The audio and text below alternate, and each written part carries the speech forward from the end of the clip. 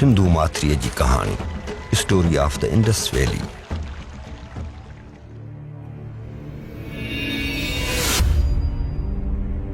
कायनात ऐं ज़मीन जो ॼमण, बर्थ ऑफ यूनिवर्स एंड अर्थ।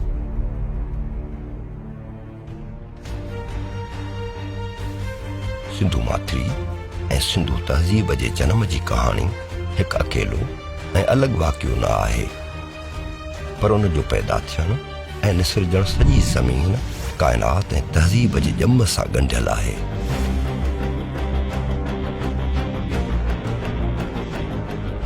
हिन समूरी कायनात में का बि शइ ऐं को बि ज़र्रो हिकु हंधि बीहे नथो, पर उहो हर वक़्तु हरकत कंदो रहे थो।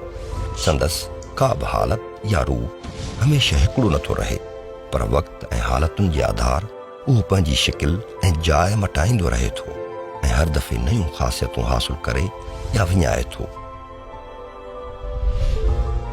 जीअं त काइनाती उमिरि ऐं आसमानी जिस्मनि जी रफ़्तार ऐं इंसानी ज़िंदगी जी उमिरि ऐं रफ़्तार में अणगणियो फ़र्क़ु आहे, तंहिं करे आम इंसान पंहिंजी जीतामड़ी ज़िंदगीअ में काइनाती ऐं अर्ज़ियाती तब्दीलियुनि जो मुशाहिदो करण खां महरूम रहे थो। 13 अरब 70 करोड़ साल अॻु हर तरफ़ हूंदा अंधकार ऐं मुकमिल शांत हुई। कंहिं बि हरकत ऐं चुरपुर जो बि गुमान न हुयो। फ़क़ति एटम खां कई दफ़ा नंढड़ो हिकिड़ो ज़रड़ो मौजूदु हो, ऐं पोइ ओचितो ई ओचितो उहो नंढड़ो ज़रड़ो हिकु सेकंड जे लखे हिसे में वॾे धमाके सां फाटी पियो।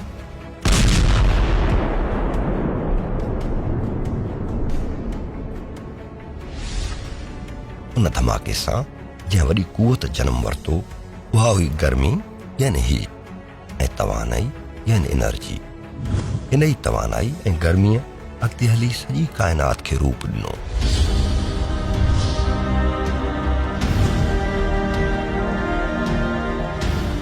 तेरहं अरब 30 करोड़ साल अॻु गर्मीअ सबबि उते मौजूदु गैसुनि गॾिजी आरज़ी सितारा ठाहिण शुरू कया। काइनात जे वजूद में अचण खां 9 अरब साल पोइ, यानी अॼु खां तक़रीबन 4 अरब 57 करोड़ साल अॻु, ग्रेविटी ऐं मेटल्स असांजे अॼोके सिज खे जनम ॾिनो, जेको उन वक़्तु मिटीअ ऐं कुझु गैसुनि जो गुबार हो।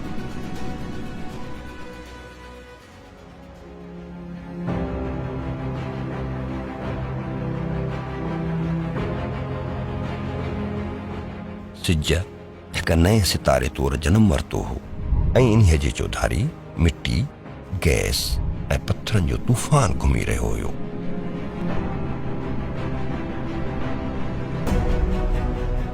हिकु अरब साल अॻु समूरा समुंड ऑक्सीजन सां भरिजी विया। माहौल में ऑक्सीजन 15% खां वधी वई हुई।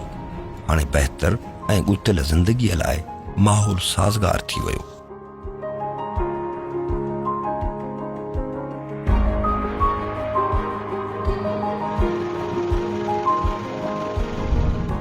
नेठि 90 करोड़ साल अॻु हिकु घरड़े वारनि यूनिसेल्युलर जानदारनि मां घण घरड़नि वारा जानदार पैदा थी विया। अहिड़ी तरह अॻिते वॾनि जानदारनि जी पैदाइश लाइ बुनियादु पइजी वियो।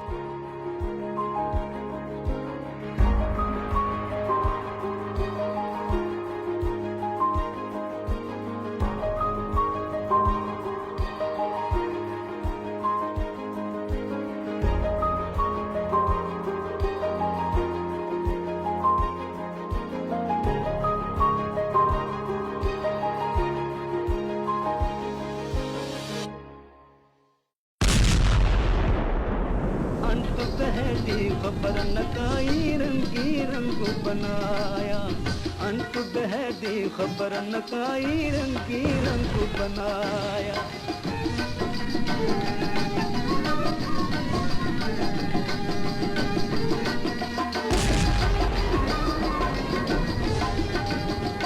आन बदी गरबादी पत्थरी पुतला जोड़ बनाया, आन बदी गरबादी पथरी पुतला जोड़ बनाया गली गली विच ढोल बजा कर गली गली विच ढोल बजा कर नाचुनी नचाया अंत बहदी खबर न काई रंगी रंगो बनाया अंत बहदी खबर न काई रंगी रंगो बनाया